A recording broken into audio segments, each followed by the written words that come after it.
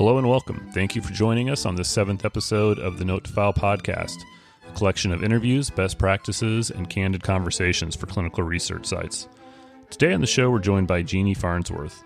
She's worked in clinical research for 20 years now and worked across a multitude of both therapeutic areas as well as roles, including study coordination, clinical care and conduct, regulatory oversight, site operations, onboarding, training, as well as site management. She's currently a Research Compliance Analyst at Banner Health. We had a great conversation today, everything ranging from the increasing use of telehealth in a post-COVID-19 world, talked about training new coordinators, and the difference between SOCRA and ACRP. So without further ado, here's Jeannie Farnsworth. All right, Jeannie, thank you so much for coming on today. I'm kind of asking everybody, how are you holding up in this, post-COVID-19 world?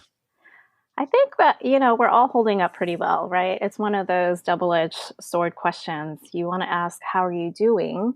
But then do you at that moment in time have time to listen to the real answer? And so I kind of sometimes refrain from asking how people are. But then I think, I think in the very beginning, everyone was super scared. And I think now we're kind of getting used to this new norm and helping each other out and kind of more brave and problem solving more than ever before. So I think pretty well. I mean, there's more solutions. We have more knowledge now than we did 2 months ago. So I think that's good. Yeah, no, that's a fair point. It's there's still a lot of fear, even at least from a site level. We're still getting patients to come in or enrolling patients in new trials is still presenting a lot of challenges. We've seen how sponsors are doing their best to come up with different ways, or really just start instituting the already existing technology to help, see patients remotely, right? And things like that, which has been very interesting. I wish it were a little more well organized than what I saw from a lot of sponsors. Yes, I agree. Especially, this is 2020. It's about time. It's both sides of the coin. It's great that this is driving some innovation. At the same time, it's a little bit sad that it's taking this to create these shifts in an industry that should be on the cutting edge of technology, I know, but sometimes people have to wake up to the fact that they should use it. So I know, like with our patients, some of them have been really hesitant about technology because they always had in the back of this mind that in-person was the only way because that's all they knew. And once they got a hold of that ability to have telehealth work for them, now we're going back to, do they actually want to come on site again? So sure. I think that's kind of funny. And I know that some of our investigators, from friends that I've talked to, they were hesitant about using telehealth platforms, but they found that 80% of the time they didn't actually need to palpate or see anything of the patient, but a lot of it is conversation and checking in with the patient, with our protocols. And so 80%. So I'd be really curious to know too how it changes the dynamic between doctor and patient when you don't have anything else to go off of other than having to listen and listen hard to what the patient's telling you. Yeah, and I feel like they're just, from what I've heard, is they seem to be more engaged because they know that when this physician is going to call in and see you, FaceTime or whatever platform they're using, their time is dedicated to you. Now, they are on the clock still, but they're not as distracted as when they were in the clinic going from room to room. So I thought that was kind of interesting news to hear. So I think Sure. I'm really glad and excited. Like you said, it's unfortunate that something like this had to happen to force people to just do it. But now that people have done it, they're getting comfortable with it. And I think that part is exciting. We can move forward finally in 2020. Indeed. Yeah. And it'll be exciting to see where the future keeps taking us. Hopefully this is just the tip of the iceberg and we continue to rely on that technology going forward. So yeah, it's been interesting. I'm glad to hear most sites I've talked to are managing pretty well. We were pretty fortunate. We never had to really shut down per se. We obviously wanted to keep everyone safe and out of the clinics as much as possible, but we were able to continue enrollment and some follow-up visits here and there where we could. So it's been encouraging to see the clinical research world sort of all stick together and keep fighting the good fight. Yeah, I completely agree. What do you think about all this exposure, though? I mean, I've been in the field for almost 20 years now, and I can tell you most of my friends and family have never had a clue what I did before. And Right. with all this media attention, it's been kind of nice that they actually have a better understanding of what I do. It's not just staring at a computer. It's not just about analyzing things. Sure. But it actually leads to progress. And so again, it's unfortunate that a pandemic educates the public about what we do. But I think that's if you have to look at the silver lining of things, I think that's one to look at for sure. Yeah, we sometimes we just have to take it where we can get it, and if that's where it comes from, that's good. And I have read some things about the idea that this level of focus that clinical trials are getting will contribute to increased enrollment numbers as time goes on. Now people are a little more engaged and educated, Yep. about what clinical trials are and what they do. So, I mean, that's really exciting, and hopefully we can avoid the, politicalization of of the clinical trials that some of this has brought on, obviously. And Right. I don't want to get in the weeds with that, but Right.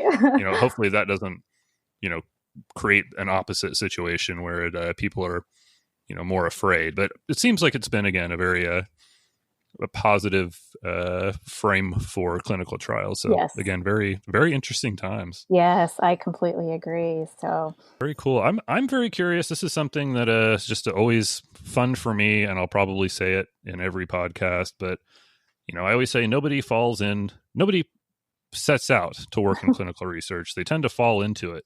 So I'm curious to know a little bit about your background and sort of how you first got involved working in clinical research. Can you tell me a little bit about that? absolutely. That's one of my favorite questions to ask people too, because like you say, no one seeks out clinical research. And for me, I had just graduated from college and I had my sights set on some sort of graduate work. And I was a pharmacy technician at a cancer center at Huntsman Cancer Institute in Salt Lake City, Utah.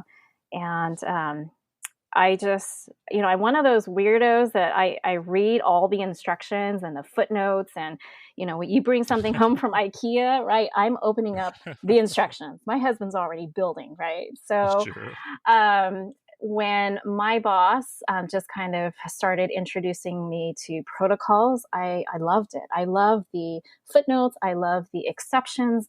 And I would remember them. And so I just remember after many failed attempts at a particular pathway in life, excuse me, this particular principal investigator said, you're really good at clinical research. I really think you should stay in this field. And it was a natural fit because I love the science behind it. I love the progression of each trial.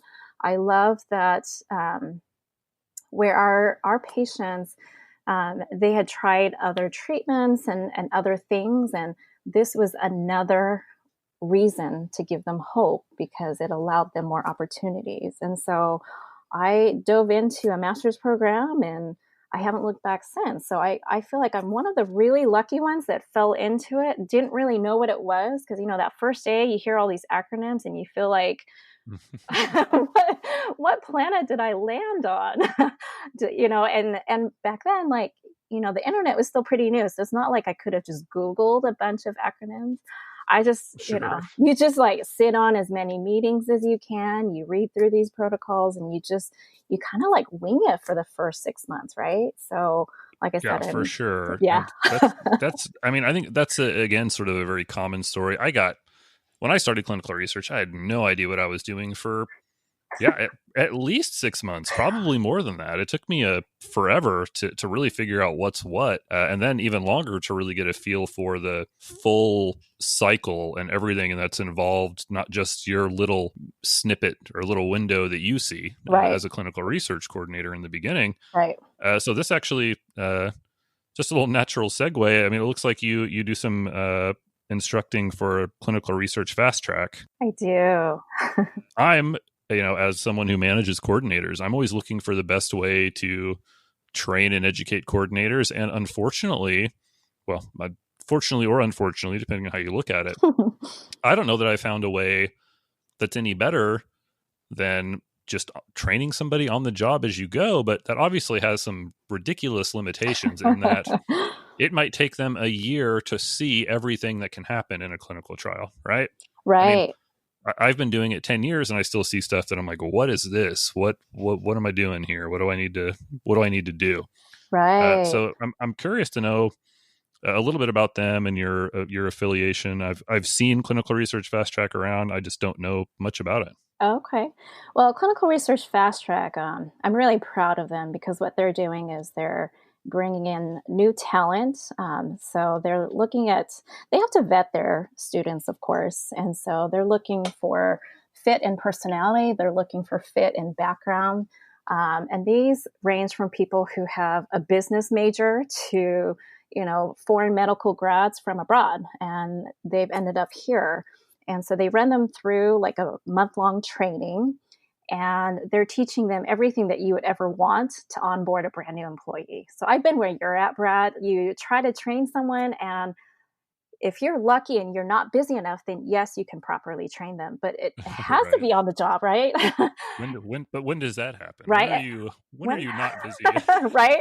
When are you not busy? And so with them, they're looking for passionate people willing to make a difference, willing to have the attention to detail, to have good communication skills. So for about a year and a half, I was a director for them. Prior to that, I was a teacher for them. I've continued to teach for them. I realized how much I missed out on the field. So they're able to bring in new talent, and these are bright-eyed, very intelligent people who want to make a difference in a healthcare kind of way. So there's a lot of training and education as far as when they're talking to candidates for their program. And, prior to this pandemic, there was like a 2-week internship. So they would do their in-person training, they would do some online training to reinforce what they learned, and then they would go to an internship. And at the internship site, they would be able to apply, all that book theory, but actually put it into practice. And we had a pretty good employment rate because Fast Track also would help these students get jobs. And I think it was right around 72% of students. And they had to really work hard because, as you know, this is such a highly regulated field, and it's a field that people don't know about. So they're kind of distrusting of newcomers, right? But I think in the internship, we kind of opened eyes at sites on how you can properly train someone. And so, and I think my curiosity was piqued about Fast Track because as I was exiting one institution, we got these resumes and one just stood out. And then at her interview, I had no idea she had not actually worked in research, but she knew the lingo. She knew those acronyms that, we had just talked about. And I just kind of thought, how in the world does she even know the acronyms when she hasn't really worked in research? And she had mentioned that she had gone through this training. So that's kind of how I first got connected with them. I'm really big on education and training and to be at my best game. So I've been with SOCRA. The minute I was qualified to be certified, I did. So I've been part of them for a long time. So currently I'm the Phoenix chapter chair. I really believe in the power of networking and relationships, not just for like business, but just I'm really curious about what's happening in cancer, what's happening in dementia, what's happening in neurology. I mean, there's so many cool things that are happening that I can't single-handedly do it all, right? So for me, I love our chapter meetings because I'm able to talk to old friends, new friends, to hear about what they're doing and what they're learning. And I hear about new diseases. I hear about new ways of implants and different things on how to treat something. So I love this field, and I love the ongoing training everywhere you turn, even the technology too. Yeah, there's a almost limitless number of things you can learn about or pursue just within the clinical research field. And that's what drew me to it as well. I mean, you're not going to do the same thing every day. Nope. And you don't, so you better not want to, because you're not going to. let me go back. I'm curious to know. This is sort of just a random personal aside, but SOCRA versus ACRP. Yes. When I worked at a university, they had a SOCRA chapter. Yep.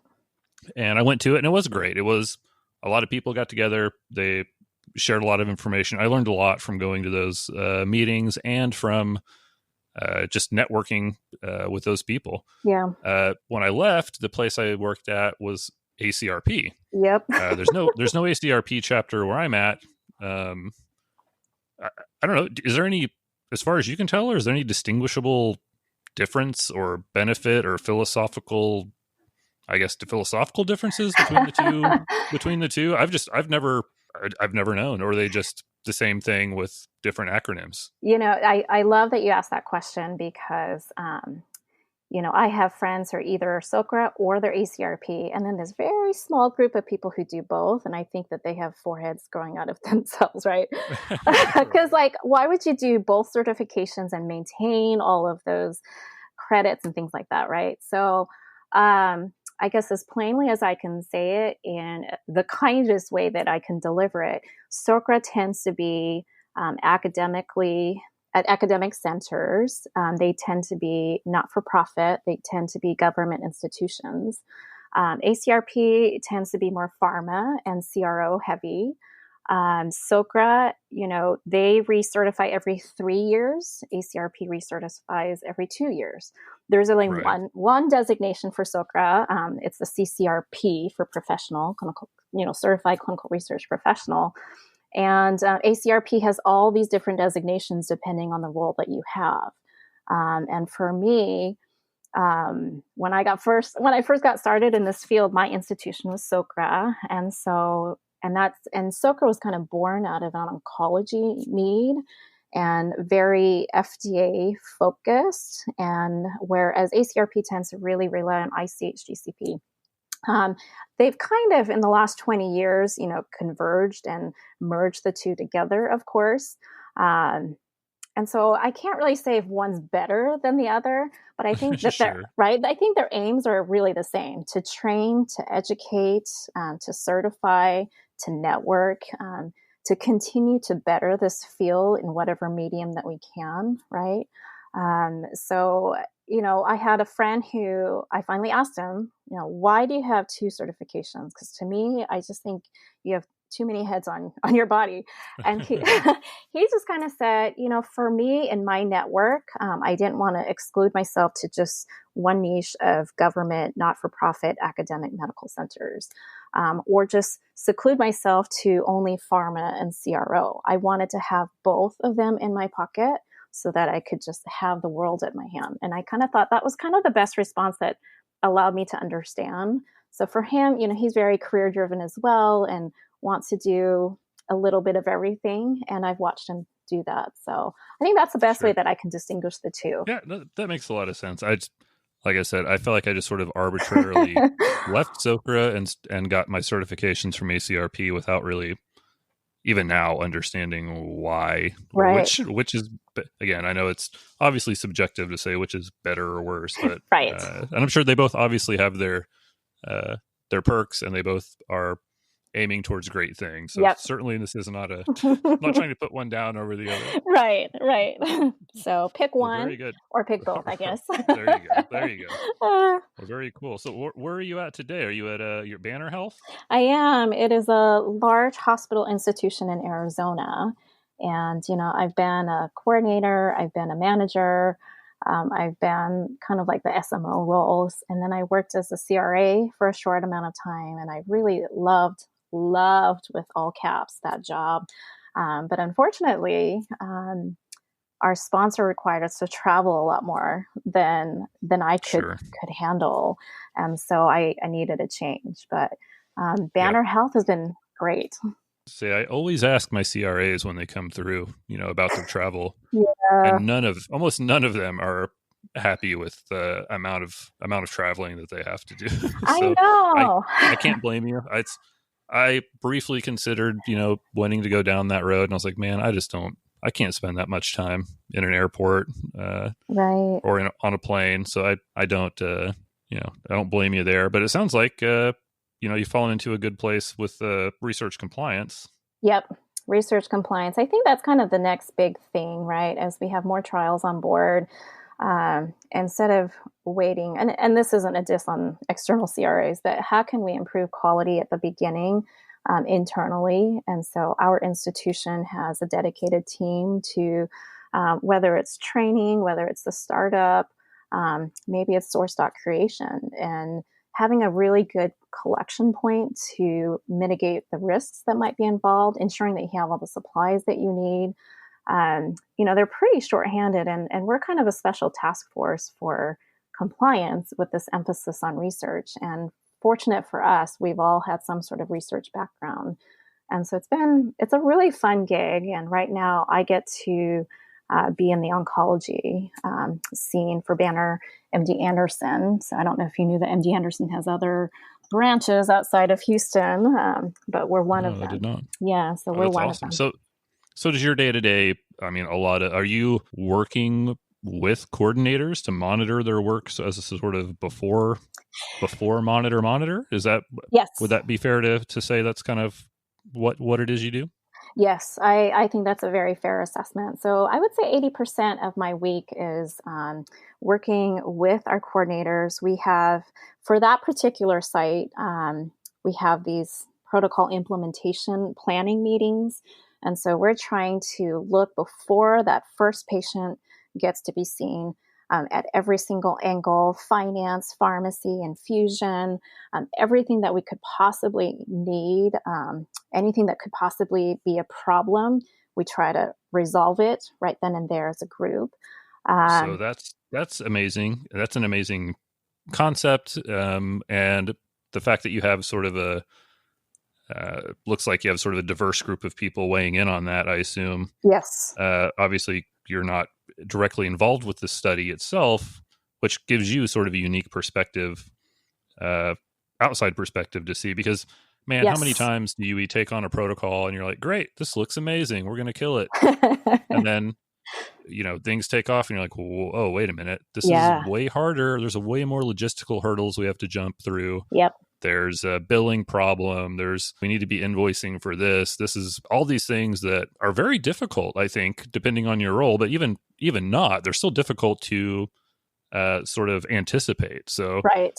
Having a process like that is invaluable. It really is. And I love that we work together as a team. And, sometimes when they hear that compliance is going to be around, some people start running the other way. Well, that was my other question, is that how well received are you by, your normal clinical research coordinator? Because, hey, and to be frank, I might do the same thing. I'd be like, oh God, I got to talk to compliance now. What? Come on, man. Right. Let's do this thing. Yeah. They never find anything good. Right. So, right. Yeah. You're not there to pat him on the back. Right. And I think that's the thing, though. I'm just that kind of person. As much as I might find quote unquote wrong, I think I want to find all the good things that our coordinators are doing. And so as much as I might give them feedback on findings, I want to give them feedback on what they're doing great and ask for permission to share some of those techniques or processes that they've implemented with other teams. Because we're such a large institution. You'd be surprised how one group will do one thing and a different group in the same department is doing it completely different, right? Yep. No, I've experienced the same thing in academic institutions and that's where the SOCRA meetings were useful for me, is to be like, what do you guys do? And wait a minute, that's completely different than what we do.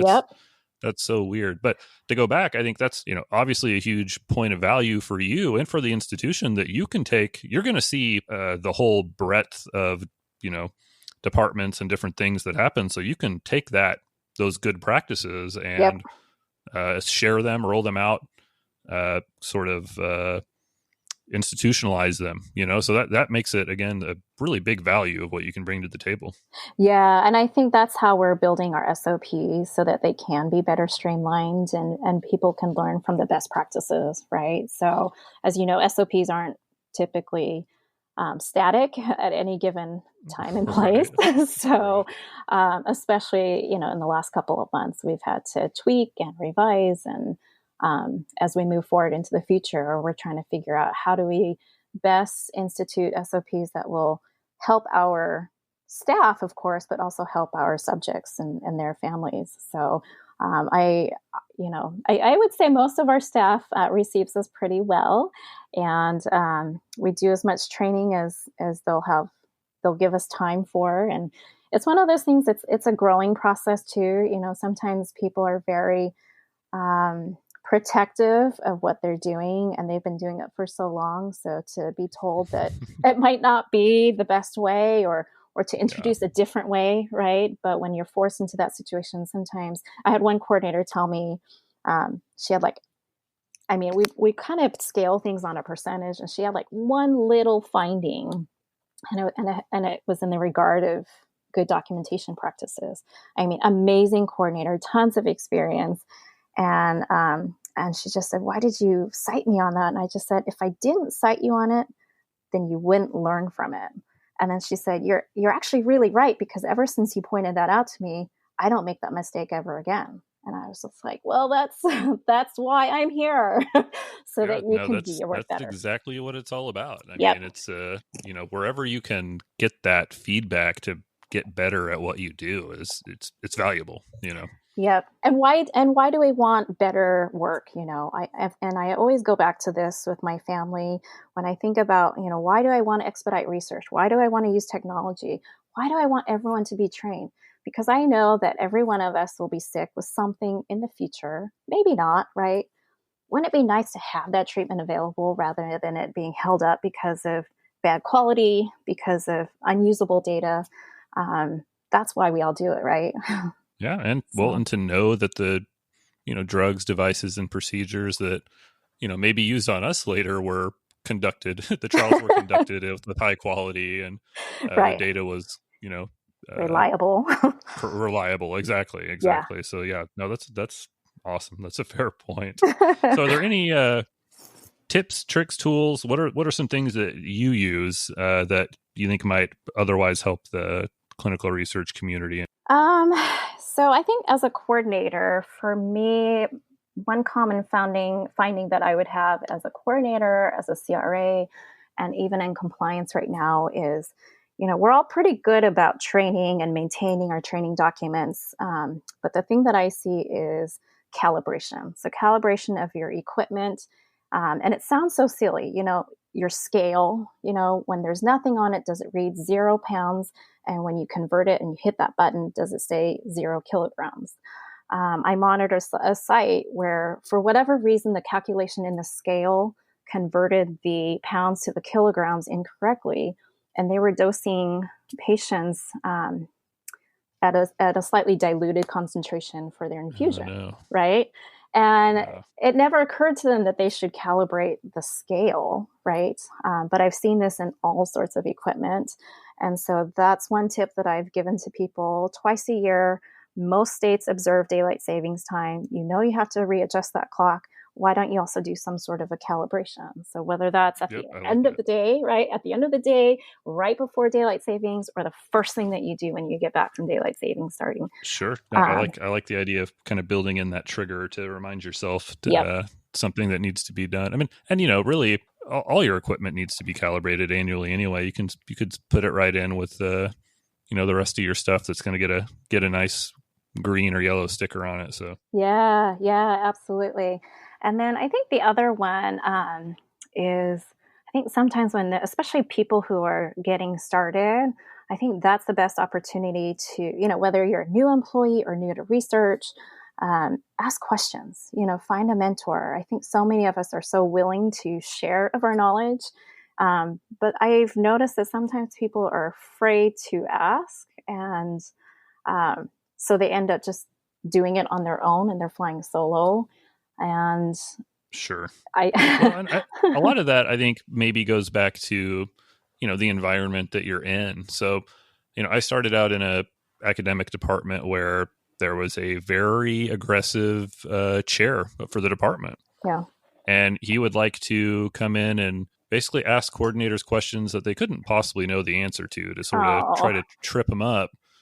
And as a result, it just created this environment of fear. And so people, you didn't want to ask a question in fear of looking ignorant or something like that. So, right. That I agree with you 100%. I can also understand why, especially in some, I don't know, higher pressure.